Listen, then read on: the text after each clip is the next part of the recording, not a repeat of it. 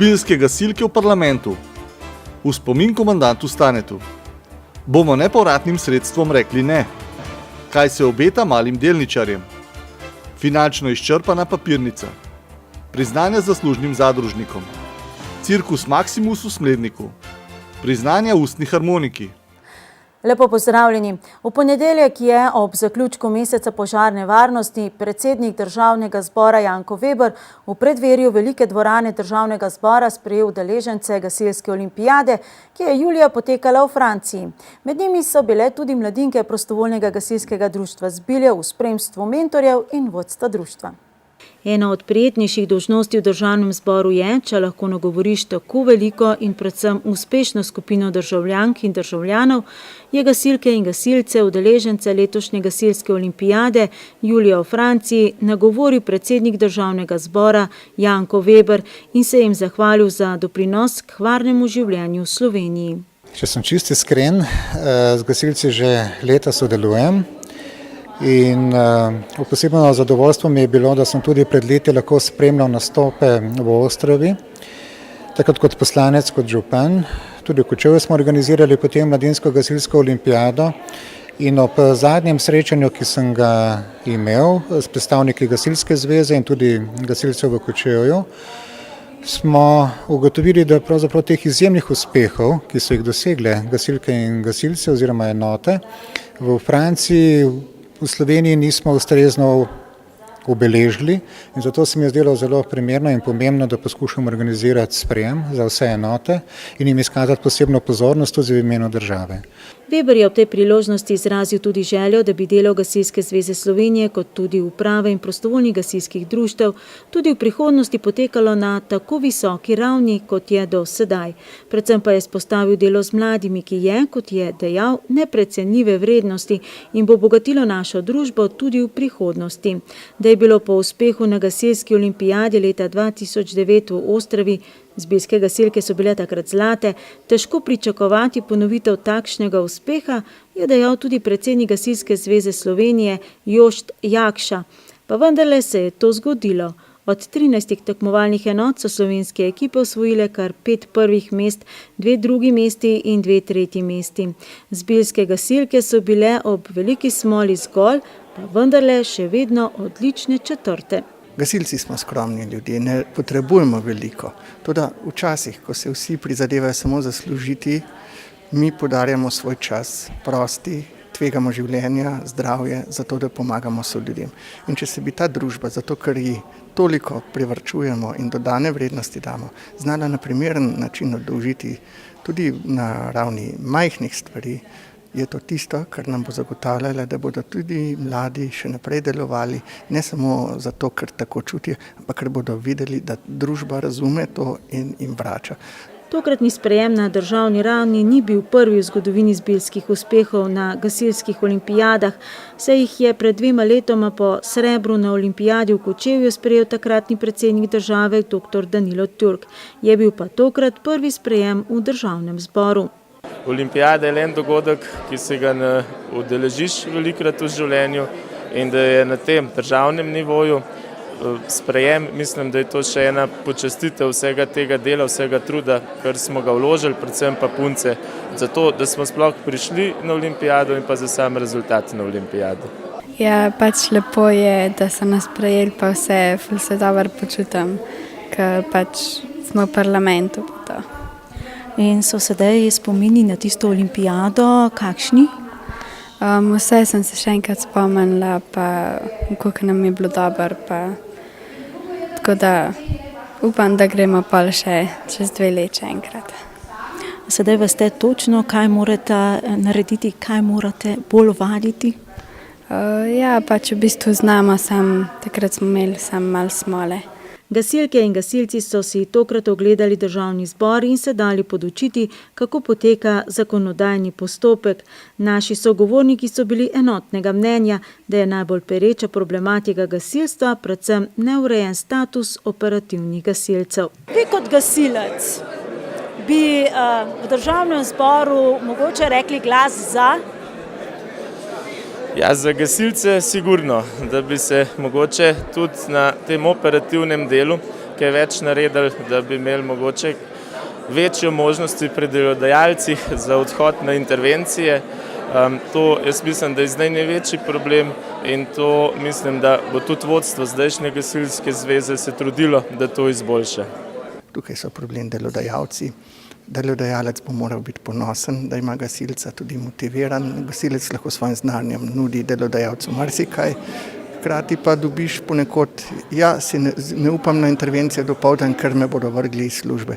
Torej, to je nevzdržno, ker zagotovo, če bi vzeli gasilce na vložen denar, pa kaj vrnemo, smo najuspešnejše podjetje v Sloveniji. Tukaj smo naredili sicer nekatere korake, vendar ne še dovolj, saj po mojem mnenju, tako da eden od skupnih aktivnosti, ki jih mislim, da imamo lahko, tudi v sodelovanju z Gasilsko zvezo, je, da vedno znova spremljamo to dogajanje in poskušamo predlagati izboljšanje tega položaja. Že sicer je Veber dejal, da si javnost prostovoljsko gasilstvo, tako kot je organizirano, predstavlja kot samoumevno, pa ni. Prav danes ob 69. obletnici smrti narodnega heroja Franca Rozmana, legendarnega komandanta Staneta, je potekalo kar nekaj slovesnosti. Člani Medvoške borčevske organizacije so se odpravili v Črnomelj na prizorišče njegove smrti. Delegacija je položila venec ob njegov spomenik v vojašnici, ki je do pred kratkim nosila njegovo ime, sedaj pa je vojašnica Edvarda Peperka. Ob 5. popoldne pa so se eni in drugi udeležili polaganja venca ob njegovi rojstni hiši v Pirničah. Svojo prisotnost so napovedali tudi predstavniki vojašnice Celje, ki se od pomladi dalje imenuje po komandantu Stanetu. Pozno popoldne, žal je nad Pirniče že legla megla, sta se obe delegaciji udeležili polaganja vencev in kratke slovesnosti v organizaciji Pirniškega odbora borčevske organizacije in pirniških kulturnikov. Tako tista številčnejša iz Črnomlja, več kot 20 članska, med njimi so bili tudi 3 borci NOB, kot tista 3-članska, ki je venec položila ob spomeniku komandanta Staneta v sedanji vojašnici Edvarda Peperka. Moram reči, da se je naš avtobus kar prebijal skozi po majhni cesti. Na obeh straneh je bilo polno avtomobilov, kratka zelo veliko ljudi, čudovit govor slavnostnega govornika, jaz se ne spomnim več njegovega imena, lep nastop osnovnošolcev, recitatorjev. Mislim, da veliko več dajo na to, kot pa dajemo v Medvodah še kar nekaj. Mislim pa, da v Sloveniji vse premalo. Moram reči, da ob prihodu do spomenika komandanta Franca Rozmana Staneta je bil veličasten sprejem z vsemi vojaškimi častmi, na kar smo lahko ponosni, z dvigom zastave, z gardo Slovenske vojske in moram reči, da polaganje venca v takem središču mi je bila v veliko čast. Pirniške slovesnosti so se udeležili tudi predstavniki vojašnice Celje, ki od pomladi dalje nosi ime Franc Rozman Stane, in predstavniki društva Belokrancev, živečih v Ljubljani, ki so si zaman prizadevali, da bi vojašnica v Mostah ponovno nosila Stanetovo ime. V spomin in pa opomin vsem tistim, ki so razvrednotili njegovo ime in pa tudi pomen največjega prvega komandanta Slovenske vojske, smo v ta namen do sedaj posadili v različnih delih Slovenije 3 breze in tudi zadnjo brezo smo nameravali posaditi v vojašnici v Mostah in tik pred zdajci, ko je že bilo vse zorganizirano, je prišla prepoved, da te breze ne smemo posaditi. Vendar mi nismo obupali. Brezo v Mostah vojašnici bomo posadili ali letos ali pa drugo leto. Pred poldrugim letom dni je takratni obrambni minister Janševe vlade Aleš Hojs preimenoval vojašnico Franc Rozman Stane v vojašnico Edvarda Peperka in s to potezo dobro razburkal že sicer s polpreteklostjo obremenjeno javnost. Minister Hojs je v zagovor preimenovanju poudaril, da je upošteval kriterij, da se najbližja vojašnica imenuje po tistem pripadniku teritorialne obrambe, ki je padel v njeni neposredni bližini. Spomladi letos pa je aktualni minister vlade Alenke Bratušek Roman Jakič iz vrst Pozitivne Slovenije poimenoval vojašnico Slovenske vojske v Celju po partizanskem komandantu Francu Rozmanu Stanetu in s to potezo dobro razburkal drugi del slovenske javnosti. Za Jakiča je bil komandant Stane izjemen vojak in vojaški poveljnik, ki se je celotno obdobje, ki ga je preživel v vojaški suknji, boril proti fašizmu in nacizmu ter pomembno prispeval k osvoboditvi slovenskega ozemlja izpod okupatorja. Veseli smo, da smo prejeli povabilo na tole slovesnost, z veseljem smo se udeležili in prisostvovali tudi pri polaganju venca. In gospoda Graheka pozivam, da premisli, če bi tudi v vojašnici Franc Rozman Stane v Celju posadil brezo naslednje leto. Komandant Stane je umrl prav na današnji dan pred 69 leti v bolnišnici Kanižarica v Beli krajini, za posledicami hude rane, ki jo je dobil med preizkušanjem novih minometov. Ti so jih partizanom poslali zavezniki, Britanci. Da zavezniki niso nikoli podvomili, kdo je bil med drugo svetovno vojno na pravi strani, je poudarila tudi Nada Prešeren, predsednica krajevne skupnosti Pirniče. Predsednik Zveze združenj borcev za vrednote NOB Medvode Vladimir Bertoncelj pa nas je še enkrat opomnil na kovanec za 2 evra s podobo komandanta Staneta, ki ga prizna na ves svet. Če bi omenil lik komandanta Staneta, mi je bil vedno zelo pri srcu, predvsem zaradi njegovih lastnosti in sicer zaradi njegove postave. Vedno sem ga primerjal nekako z Napoleonom, ker Napoleon bil tudi majhen in Franc Rozman Stane je tudi po rasti bil majhen, ampak je imel res srce in voljo, da je postal za tiste čase glavni komandant partizanskih odredov Slovenije. To je pa recimo, kar bi lahko primerjali, danes takih ljudi nimamo več. Z področja krajevne skupnosti Pirniče so bili kar 3 narodni heroji, poleg komandanta Staneta še Franc Bukovec in Tine Rožanc. Jaz mislim, da so bili to, bom rekla, predvsem veliki možje, ki so znali v določenem času zbrati ves pogum in energijo in jo tudi za nas, zanamce, učvrstiti v ta duh slovenstva, ki mislim, da bo še dolgo živel.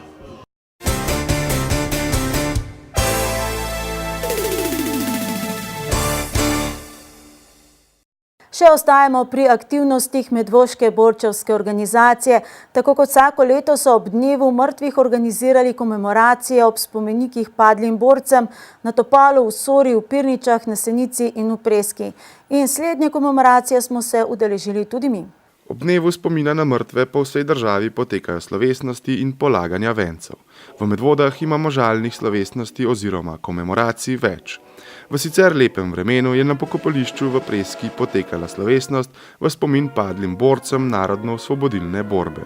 Če mi ne bomo, ki smo še tukaj živi, imeli nek odnos do tega, kdo bo potem tega imel?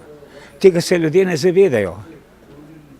Komaj imamo 20 let svojo državo in kako je ta država nastala. A kar tako pa šla iz lufta, tega še daleč ni res tako.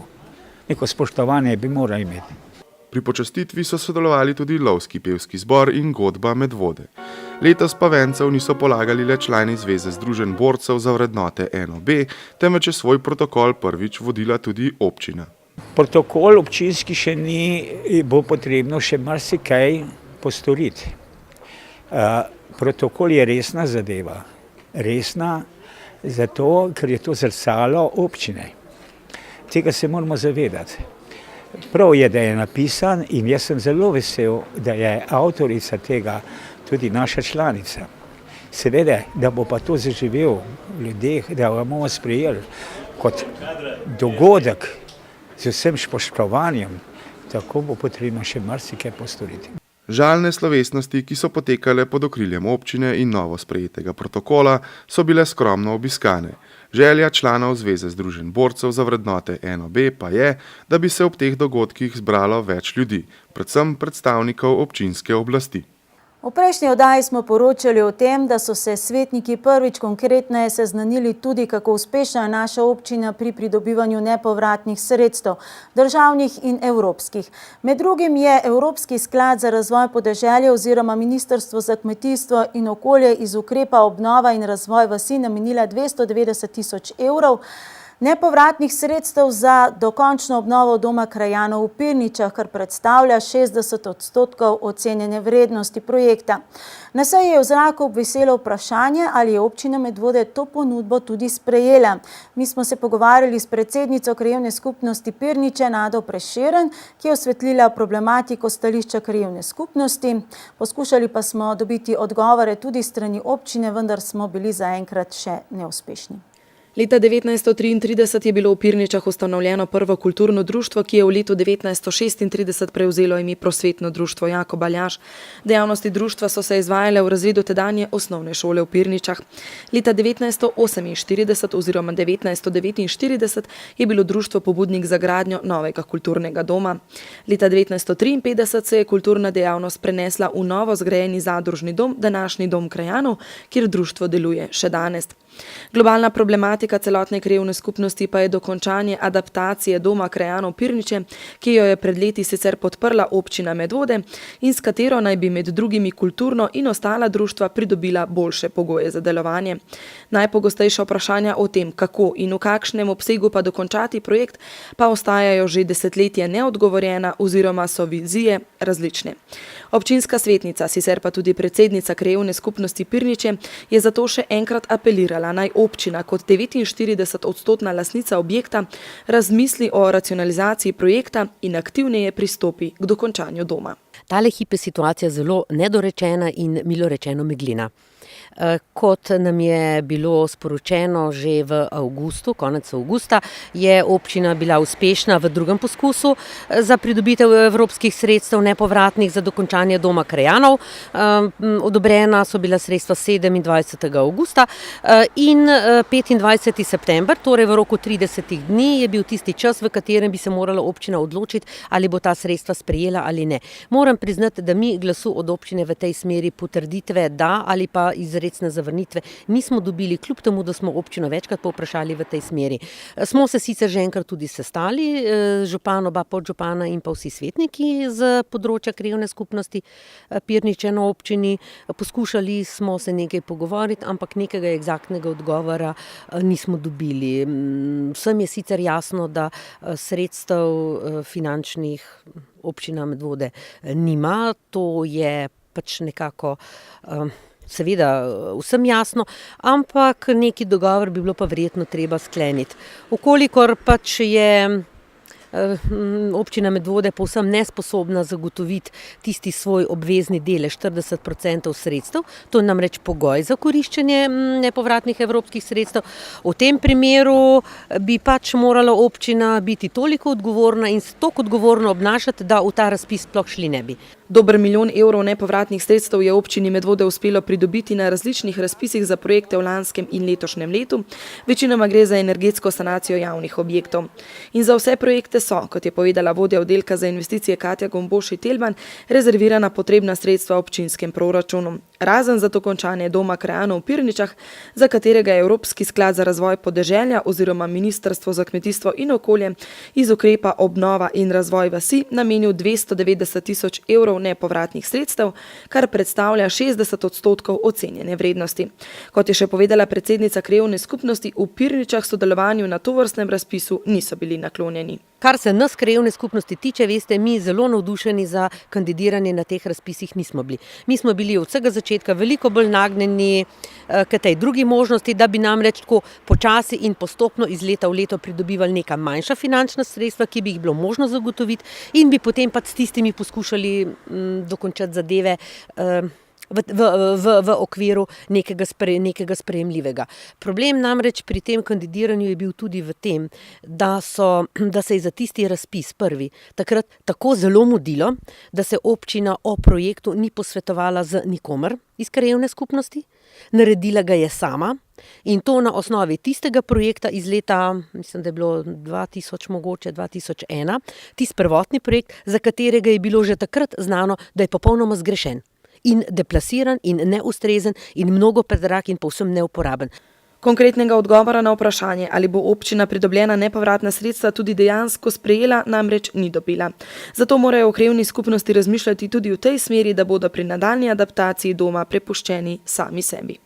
Vsekakor pa moramo računati tudi z drugo možnostjo, namreč, da s temi deli ne bo šlo naprej in da bo pač krajevna skupnost nekako prepuščena sama sebi. Čeprav se mi zdi to zelo neresno in neodgovorno, ker je za stanje tako, kakršno je, kriva občina, ker je njen nadzor popolnoma zatajil.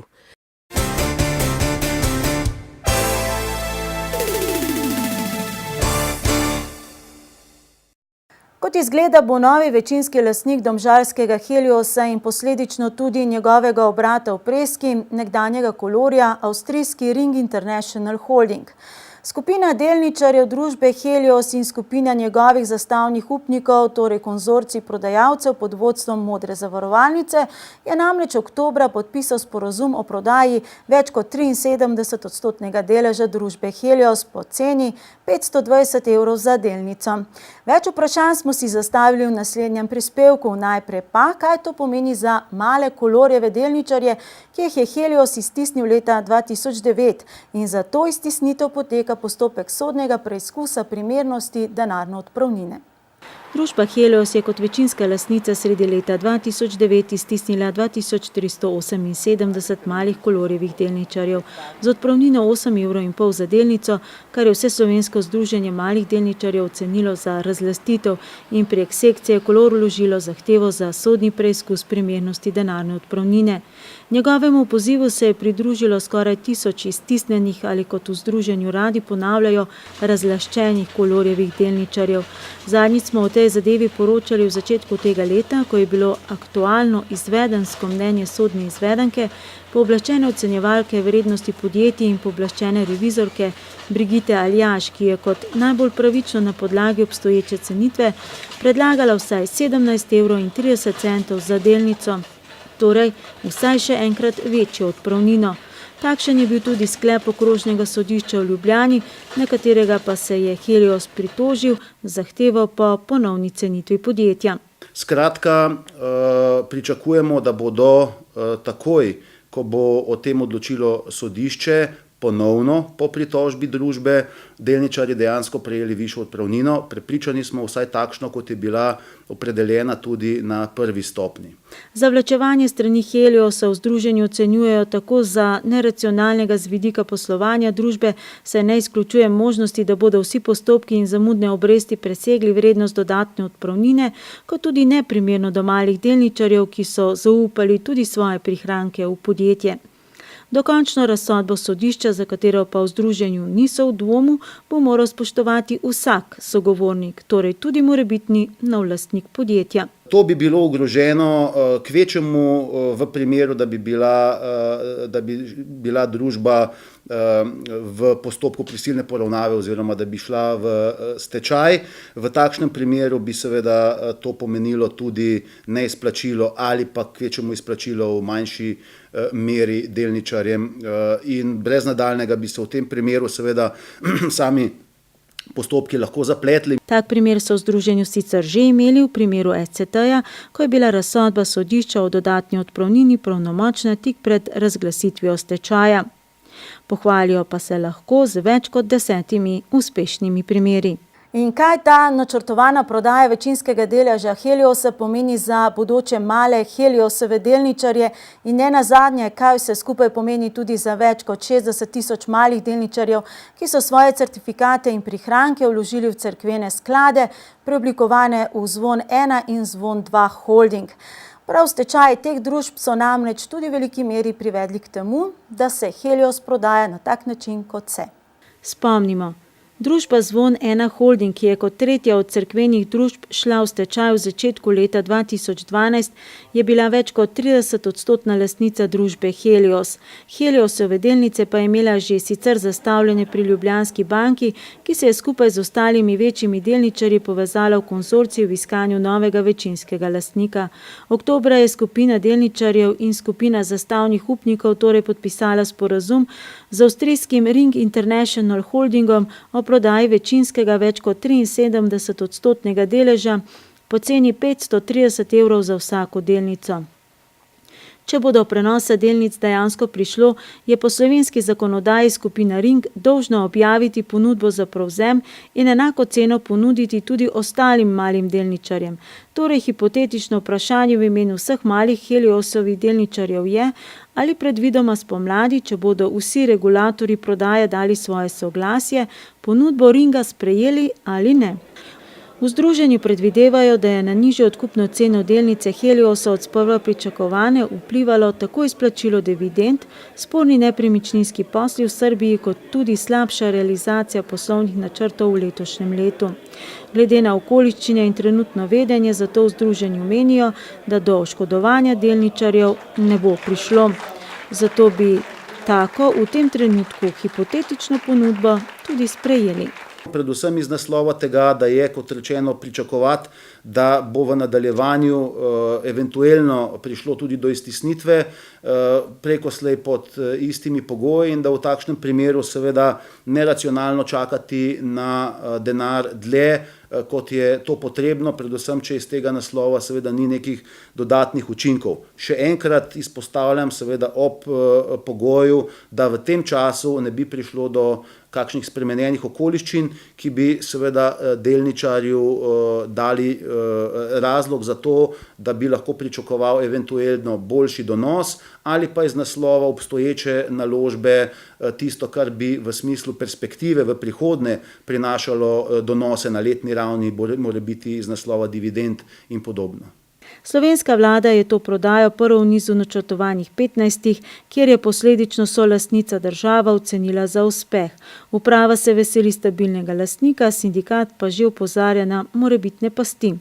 Dobršen del kupnine bo v primeru prodaje Heliosa šel bankam, upnicam njegovih lastnikov. Vseslovenskem združenju malih delničarjev, malim delničarjem obeh cerkvenih zvonov ne obetajo prav ničesar. Dejstvo namreč je, da so lastniki zadnji v vrsti, ko se deli stečajna masa. Pa tudi na pomoč iz Vatikana, o čemer se je špekuliralo, delničarji ne morejo računati. Jaz bi jih pozval, da se ne ozirajo in ne nasedajo morebitnim tovrstnim podbudam ali provokacijam, ki bi šle v smeri ustvarjanja upanja, predvsem iz naslova tega, da bi kdo pričakoval, da participirajo bodisi z sredstvi za morebitne tožbe in podobno, ker mi, glede na tudi konkretne postopke, ki smo jih s tem v zvezi imeli, ocenjujemo, da to ni realno, ukolikor pa bi se izkazalo, da bodo sigurno ti ljudje v tem pravočasno obveščeni in to za njih nikakor ne sme predstavljati nikakršne dodatne finančne obremenitve.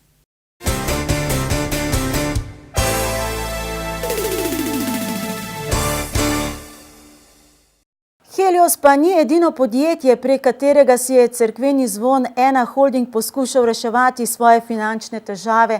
Tudi papirnica Goričane se še vedno bori z duhom nepremišljenega bivšega večinskega lastnika.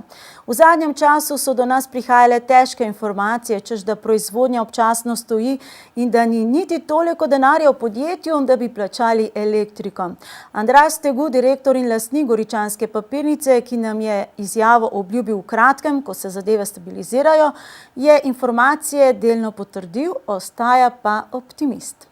V kratkem pisnem odgovoru, obljubil pa je tudi izjavo pred kamero, ko uredi odprta vprašanja z bankami, je Andraž Stegu zapisal sledeče, citiramo: Prejšnji lastnik, Slovenska katoliška cerkev, vodstvo je preko svojih finančnih družb in povezav tovarno papirja Goričane finančno izčrpala.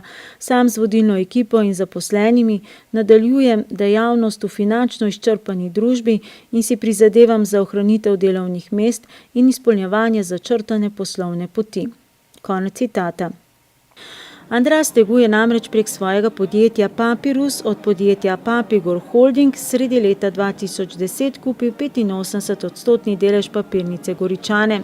K tej odločitvi ga je vodila, kot je pojasnil takrat, predvsem bojazen, da bi visoko zadolženi cerkveni zvon Ena Holding, ki je bil lastnik Papigorja, svoj delež v papirnici prodal manj vestnemu gospodarju. Je pa cerkveni lastnik pred prodajo podjetje do dobra izčrpal. Skupina Papigor oziroma posledično družba Goričane je v začetku leta 2010 namreč cerkvenemu zvonu poleg 4 milijonov evrov odobrila še posojilo v višini 11 milijonov evrov. Goričane pa niso posodile le lastnih sredstev, ampak so morale pri bankah najeti posojilo in to po nič kaj ugodni obrestni meri in ga zavarovati skoraj z vsemi svojimi nepremičninami. Tik pred prodajo pa si je Zvon iz Papigorja dal izplačati še dodatnih 7,5 milijona evrov dividend.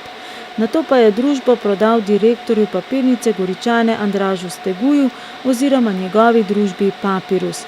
V javnosti je prišel sicer podatek, da kupnina ni presegla 10.000 evrov.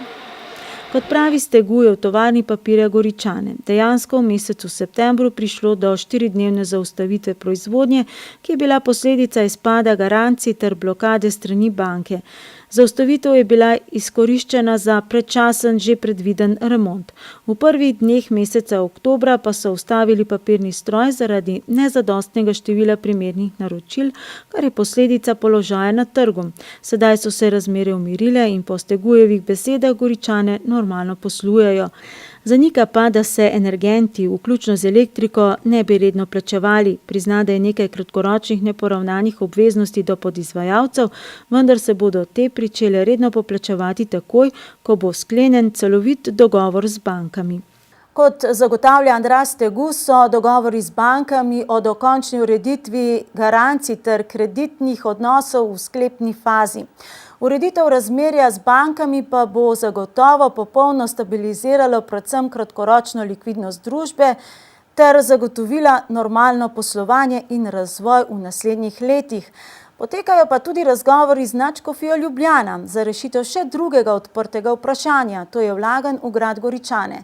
Stegu pričakuje, da se bodo vsa ta vprašanja v kratkem razrešila, do zastojev pa razumljivo prihaja zaradi zamenjave v vrhu Nadškofije. Lansko leto je kot strela z jasnega namreč v javnost pricurljala novica, da ljubljanska nadškofija od Stegujevega podjetja Papirus zahteva dobra 2 milijona evrov. Ta dolg naj bi izviral iz leta 2004, ko je Stegujevo podjetje Papirus kupilo 11% delež nadškofije Ljubljana v Papirnici Goričane za dobra 2,5 milijona evrov, kar naj bi poplačalo v 10 letih. In v čem naj bi bil problem? Nadškofija Ljubljana je, potem ko so se cerkveni zvonovi znašli v stečajnem postopku, očitno pozabila na dokument, najbrž z Rodetovim podpisom, da gre večina tega denarja naravnost v obnovo dvorca Goričane. Ne nadškofija, niti Stegu tega morebitnega spora takrat nista hotela komentirati.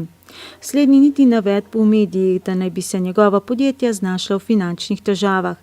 Tokrat pa zagotavlja, da problematika Papirusa nikakor ne vpliva na poslovanje goričanske papirnice. Direktorsko mesto je sicer zapustil ženi Brigiti, podjetje pa ima sedež na naslovu Goričane 38.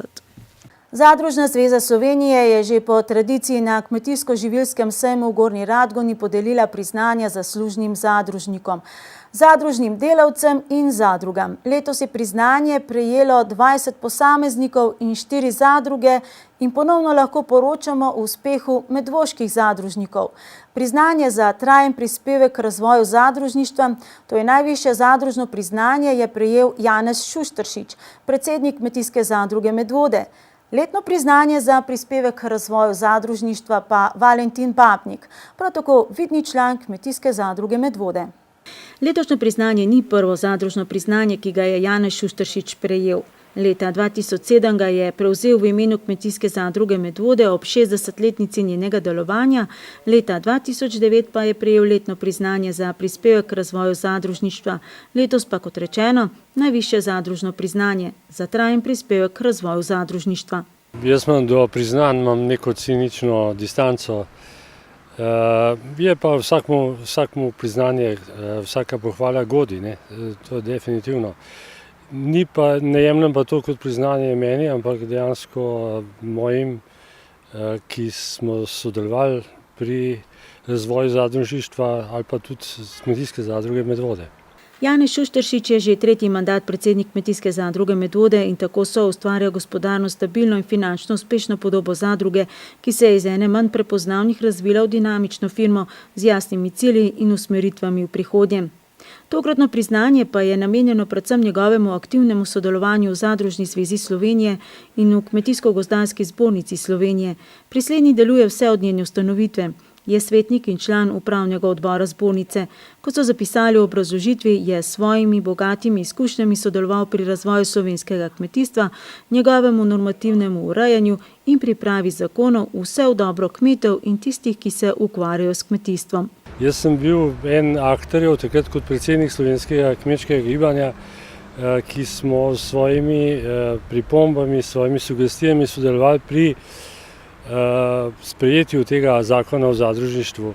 In so določene rešitve, ki smo jih uspeli spraviti skozi, kot se po domače reče, in na to sem upravičeno ponosen. Lahko bi bil ponosen. Delal sem pa tudi v drugih organih ali skupnostih, in to delo je bilo opaženo in če je opaženo, vsak mu godi. Ves ta čas je bil tudi aktiven soustvarjalec družbenega in gospodarskega življenja v Medvodah, saj je bil med drugim tudi član občinskega sveta občine Medvode od njene ustanovitve do zadnjega mandata in je član odbora za kmetijstvo. Pred 7 leti je kmetijo predal sinu. Kot je zapisano v obrazložitvi, ga poznamo kot nesebičnega človeka, pripravljenega priskočiti na pomoč, ki se je vedno držal načela solidarnosti in vzajemnosti, saj je kmetijstvo panoga, ki daje rezultate na dolgi rok in je pomemben dejavnik poselitve podeželja, ohranjanja kulture, jezika in običajev. Kaj je tisto temeljno sporočilo, ki ga morajo zadružniki v tem času prenesti, recimo v Državni zbor? Glejte, zadružništvo ni zdaj ena, da bi ga zagovarjali, dejansko se v teh kriznih časih kaže kot ena najboljših možnosti gospodarskih. Letno priznanje za prispevek k razvoju zadružništva je prejel tudi Valentin Babnik, 3 mandate član upravnega odbora Kmetijske zadruge Medvode in med drugim tudi predsednik odbora za mleko. Valentinov oče Jakob pa je bil eden od ustanoviteljev Medvoške zadruge. Ja, to je zelo pomenljivo in je bilo takrat, ko so bile podelitve, opaženo, da smo bili edina zadruga, ki je dobila 2 priznanja. To ima tudi svoj globlji pomen. Posebej sem vesel in sem želel tudi, da bi namesto mene o teh priznanjih govoril gospod Tine Babnik, ki je dobil letno priznanje, ki se bori sredi mesta za svoj obstoj in ga ovirajo na vseh mogočih zadevah, ampak vztraja in je zvest in član in sodelavec naše zadruge in za to priznanje mu dejansko lahko vsi čestitamo. Babnikova kmetija na Vodnikovi cesti v Ljubljani je usmerjena v prirejo mleka. Glede na to, da je kmetija takoj kot sredi mesta, se Babnikovi že vrsto let prizadevajo za njeno preselitev, saj vedo, da na sedanji lokaciji ta nima perspektive. Kaj je tista temeljna naloga v tem trenutku slovenskega kmeta? Ja, temeljna naloga je jasno doseči čim večjo samooskrbo, to kvalitetno hrano, ki jo slovensko kmetijstvo prideluje, v čim večji meri nuditi predvsem slovenskim potrošnikom. To bi bilo. Dejstvo pa je, da je uresničitev tega pa ni enostavna, ker je pri nas naša država včasih na tem zakonodajnem področju kar malo, lahko rečem, zmešana in preferira v vsakem primeru morebiti tuje proti domačemu. Kot tipičen primer nerazumnega delovanja navaja prav prodaja ljubljanskih mlekarn. Mi smo bili med vodilnimi ali pa vodilni, ki smo zagovarjali odkup ljubljanskih mlekarn. Zato smo tudi plačali svojo ceno. Mi smo vnaprej kot zgled kupili delnice, ki so imele potem večjo ceno, kot je prišlo do odkupa. To bo imelo dolgoročne posledice. Zdaj trenutno morebiti ne, ampak dolgoročno si lahko predstavljate, da druga največja prehrambena veriga na svetu prevzema ljubljanske mlekarne, to je za njo neka majhna smet in bo tako kot smetjo lahko v bližnji bodočnosti delala. Če bi mi to sami upravljali, mi bi sami lahko krojili usodo slovenskega kmetijstva, ki je pa v največji meri odvisen od pridelave mleka.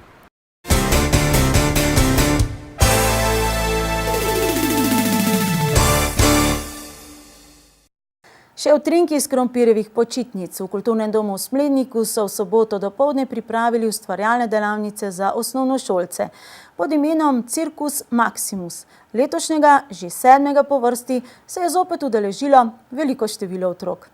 V zadnjem tednu oktobra člani sekcije 55 tradicionalno pripravijo delavnice za otroke od 3. do 9. razreda.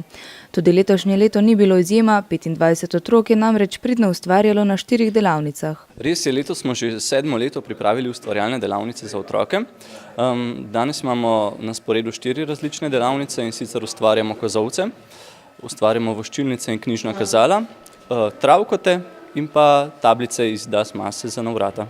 Pri otrocih smo povprašali, kako so naredili izdelke pri določenih delavnicah. Delamo iz gline, delamo za na vrata kozolce.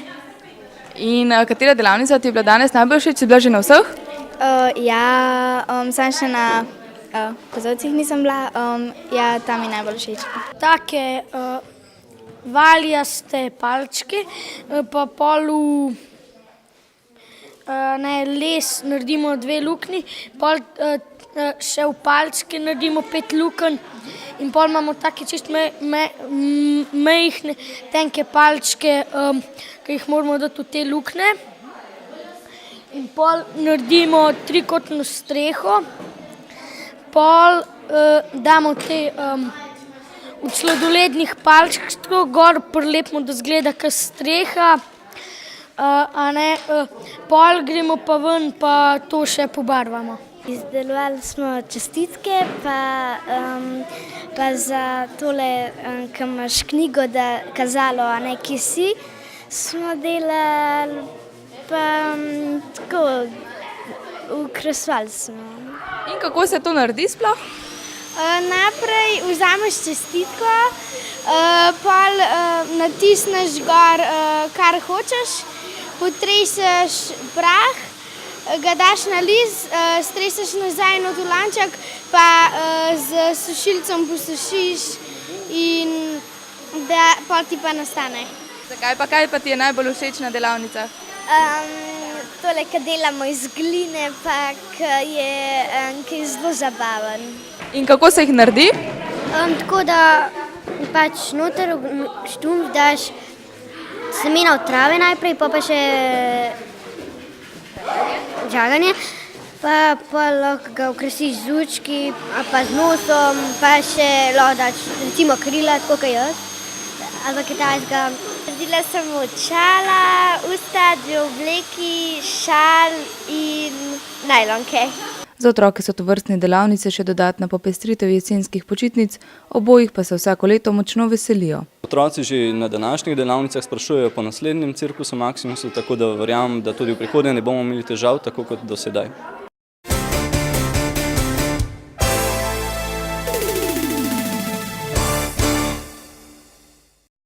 Člani Soramonike so se pred kratkim vrnili s svetovnega festivala ustnih harmonik. Prejeli so 2 certifikata z odlično oceno. Sami pa pravijo, da jim je najpomembnejše nabiranje novih izkušenj. V nemškem mestu Trossingen je od 30. oktobra do 3. novembra potekal svetovni festival ustnih harmonik, kjer se je predstavil tudi ansambel Sorarmonika z godalnim kvartetom.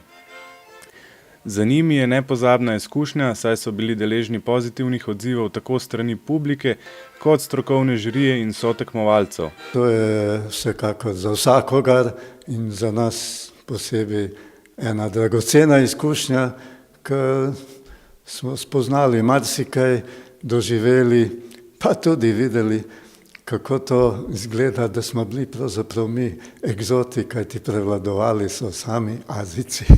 Sorarmonika so prejeli tudi 2 certifikata o odličnosti, kar je velika čast, glede na to, da so na festivalu nastopili orgličari iz vsega sveta, največ pa je bilo azijskih izvajalcev, ki so znani po svoji natančnosti in hitrem igranju ustnih harmonik. V solističnih kategorijah je bilo res nekaj ljudi od vse povsod, iz Amerike, iz Argentine, nekaj Evropejcev, ampak ko je šlo pa za skupine, smo pa tako rekoč reševali ugled Evrope, ker jih praktično ni bilo.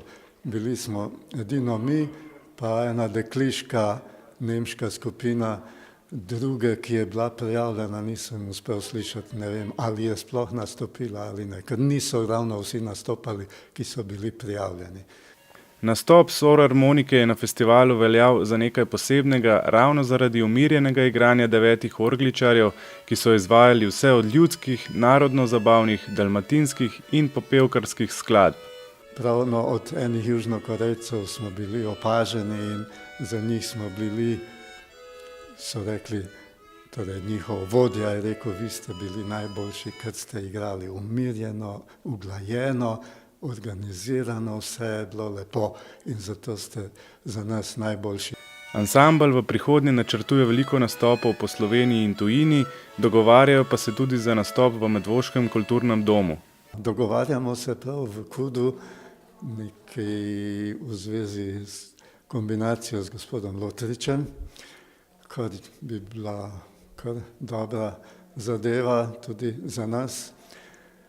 Potem imamo s Kamniškim zborom 25. decembra en skupni nastop, s tem, da imamo nekaj točk samostojnih, nekaj pa potem še z zborom. Potem imamo naprej seveda sledi itak festival Ahte Orglice, kjer naj bi se prikazali kot pač udeleženci svetovnega festivala, pa potem gremo jasno tudi v Gračišče na Hrvaškem v Istri, tam je en tak festival, sicer zelo drugačne vrste, ampak tam smo redno gostje. Nastop Sorarmonike z godalnim kvartetom na svetovnem festivalu je vsekakor velikega pomena, saj so edini zastopali Slovenijo in seveda tudi Medvode. Kulturno-umetniško društvo Jarem je vsekakor nadvse zadovoljno, srečno, da imamo take glasbenike, take umetnike.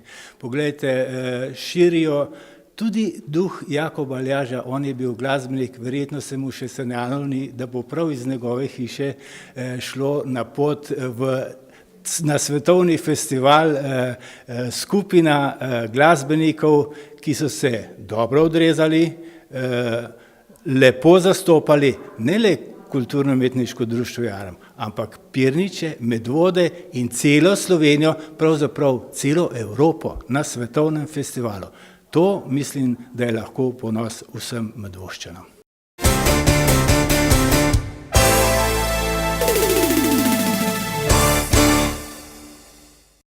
Včeraj zvečer je popotnica Andreja Rustja, sicer doma v Zavrhu, spregovorila o poletju, ki ga je preživela med Amiši v Pensilvaniji.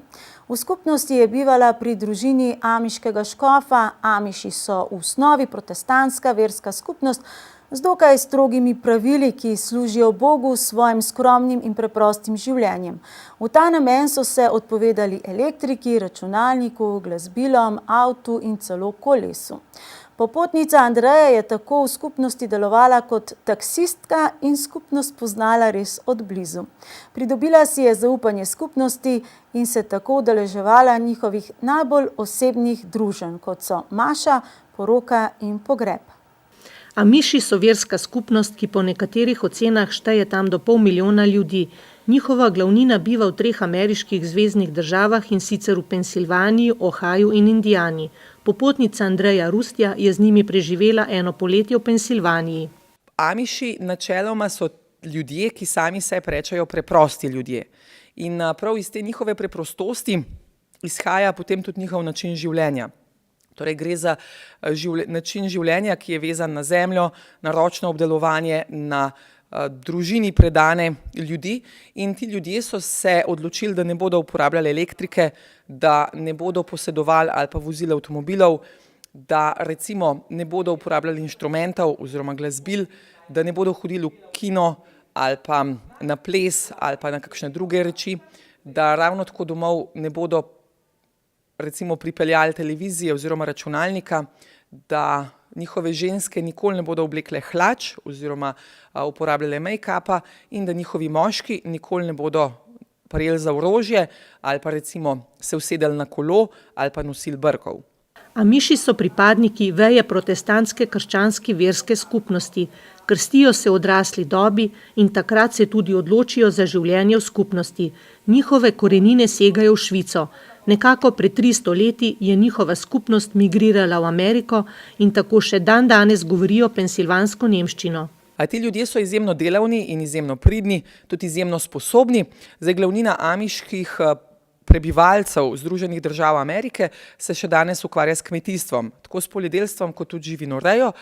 Tisti, ki pa nekako ali ne dobijo obdelovalne zemlje ali pa jim morda niti ni do kmetovanja kot takega, pa se potem priučijo neke obrti in potem so mizarji, tesarji, kolarji ali pač karkoli podobnega.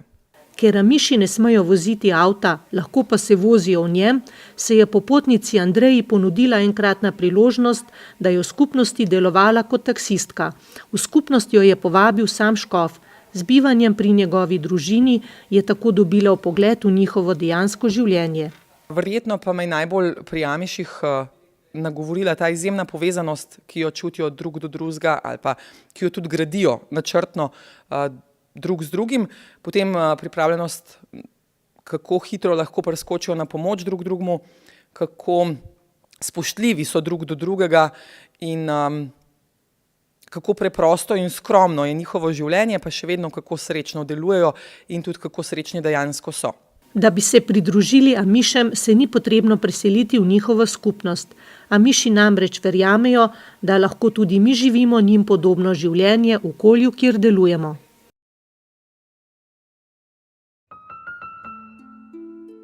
Umrla je Brigita Juvan, ljudska umetnica, ustvarjalka, igralka, ena izmed najbolj prepoznavnih Pirničank.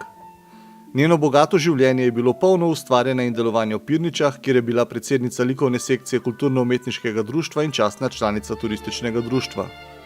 Njeno delo je prepoznala in nagradila tudi občina Medvode, ki ji je pred 2 leti podelila tudi občinsko plaketo za njeno delo. Pogreb Brigite Juvan bo jutri, v petek 8. novembra ob 15. uri na pokopališču v Pirničah. V torek vas vabimo k ogledu portretnega filma o Brigiti Juvanovi, naši veliki prijateljici, ki jo bomo ohranili v posebnem spominu. Je že tako na eni strani življenja rojstvo, na drugi pa odhod z tega sveta. Športne novičke so danes krajše, se je naša sodelavka Ines v tem tednu povila hči. Čestitke vsem Iskrovim. Članska ekipa NK Jezero Medvode je v 11. krogu 3. slovenske nogometne lige Zahod na gostovanju remizirala in vknjižila točko. V težkih razmerah, igrišče je bilo namreč precej razmočeno, so medvoški nogometaši igrali bolje, a jim žal ni uspelo zadeti. Po 11 krogih z 12 točkami ostajajo na 12. mestu, naslednja tekma jih čaka v soboto, ko bodo doma igrali proti Rudarju iz Trbovelj. Ostale ekipe medvoškega kluba zaradi praznikov niso igrale. Članska vrsta Tineksa Medvode je odigrala drugi krog 3. slovenske košarkarske lige Zahod. V gosteh so izgubili proti Jeseničanom 54 proti 45. Naslednjo tekmo bodo v soboto odigrali doma proti ekipi iz Sežane. Odlično pa zaenkrat kaže mladinski vrsti. Zmago nad ekipo iz Šenčurja so 4 zmagami na prvem mestu v skupini. V nedeljo jih v gosteh čaka dvoboj proti Radovljici.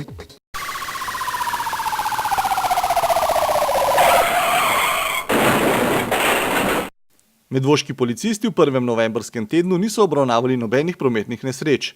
Še največ dela so jim povzročali storilci kaznivih dejanj. Nekdo je ponaredil denar, ukradli so gradbeni pripomočke, kradli pa so tudi iz nenaseljenega objekta. Osebna avtomobila so vlomili v Smedniku in Medvodah, v Sori pa stanovanjsko hišo. Tokrat je nek predrznež spet natočil bencin in odpeljal brez plačila. Še malo bolj neuvideven predrznež pa je v svoje hormone sprostil z razbijanjem stekla na telovadnici smleške osnovne šole. Drzna tatvina se je zgodila v Medvodah, v Zbiljah pa tatvina delovnega stroja. Še eno kaznivo dejanje se je zgodilo v Medvodah. Policisti poročajo o kršitvi nedotakljivosti stanovanja. Med ostalimi dogodki, kamor so poklicali naše varuhe reda in miru, je seveda požar na novogradnji pirniškega vrtca. Imamo pa tudi veselo novico za lastnika 3 ključev v usnjenem etuiju, ki jih je izgubil na avtobusni postaji v Medvodah. Nekdo jih je našel, zato so zdaj shranjeni na medvoški policijski postaji. Toliko za danes, cenite vsak trenutek, tudi deževan take namreč obetajo in na snidenje čez teden dni.